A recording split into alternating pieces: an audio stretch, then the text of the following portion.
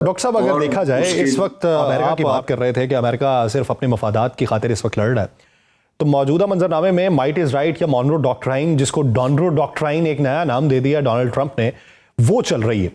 अगर इसको अमली जामा पहनते हुए हम देखें और मशरक़ वस्ता की मौजूदा सूरत हाल देखें, जिसमें इसराइल के अलायंस या अब्राहम अकॉर्ड के मंजरनामे में हम ख्याल ग्रुप को देखें, तो उस पर आपको इन तीन ममालिक के बूट्स ऑन ग्राउंड मुस्तकबिल करीब में नजर आते हैं?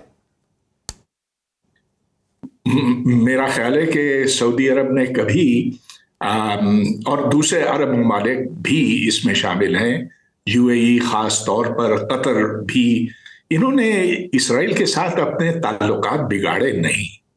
हालांकि कतर के ऊपर इसराइल ने बमबारी की, मिसाइल छोड़े, लेकिन उनके ताल्लुकात तो कायम हैं।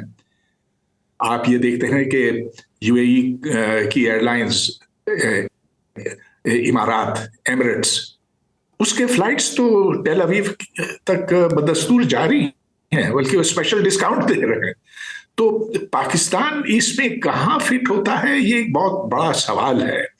हाँ, अब उनको ऐसे बूट्स ऑन द ग्राउंड चाहिए, मतलब ये कि वो जो जाकर अपनी उनकी जंगें लड़ें, इसकी तो जरूरत है उनको, लेकिन इसके अवज हमें रियाल के अलावा और क्या मिलेगा।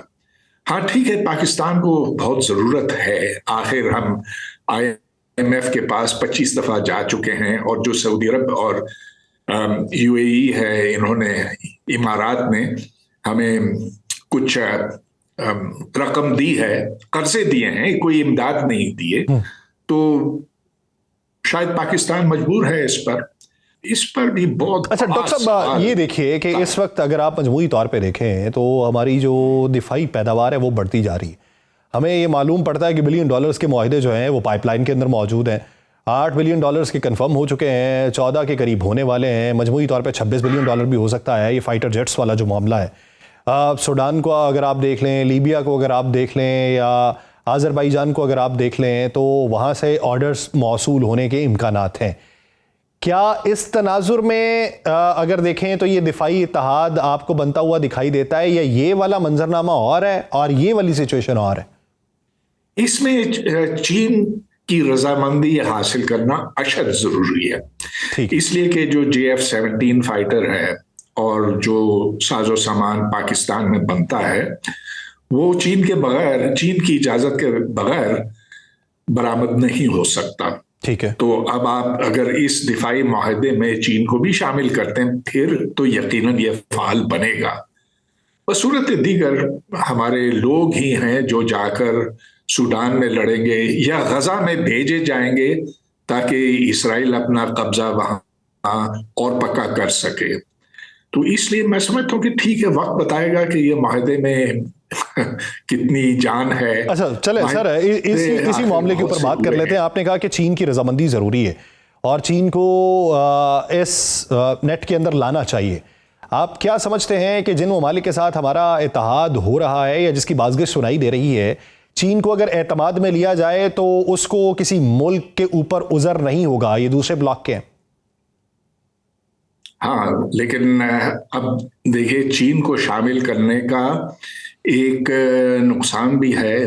नुकसान से मेरा मतलब ये कि एक खौफ भी इन तीनों मुल्कों के दिलों में है, सऊदी अरब, क्योंकि अगर चीन के ज्यादा करीब जाता है तो फिर अमेरिका, जिसकी बहुत बड़ी इन्वेस्टमेंट है और जो सारी डोरियां जो सारी डोरियां पकड़े हुए हैं वहां पर सऊदी अरब में, अमेरिका शायद इस बात को पसंद ना करे। ठीक है, तो ये एक चीज है जो उन्हें नेगोशिएट करनी पड़ेगी। इधर जो सबसे बड़ा पार्टनर है वो तो सऊदी अरब है, और उसके बाद फिर तुर्की है, लेकिन इनके बीच में भी कोई अच्छे ताल्लुकात नहीं रहे हैं। आपको याद होगा कि जब खशोगी का कत्ल हुआ था, जो सऊदी अरब पर, जिस पर इल्जाम डाला गया था, मोहम्मद बिन जमाल सुल्तान पर खास तौर पर। जी तो इनके बीच में भी कुछ सर्दी गर्मी रही है। जी अब ये अगरचे इस वक्त इस पर तो दस्तखत भी नहीं हुआ है, ये एक ख्याली बात है। जी ये और बात है कि अभी पाकिस्तान ने ये ख्याल का इजहार किया है कि जल्द इस पर दस्तखत हो जाएगा, लेकिन जब तक होता नहीं है तो मेरा ख्याल है ये एक कयास आराई रहता है।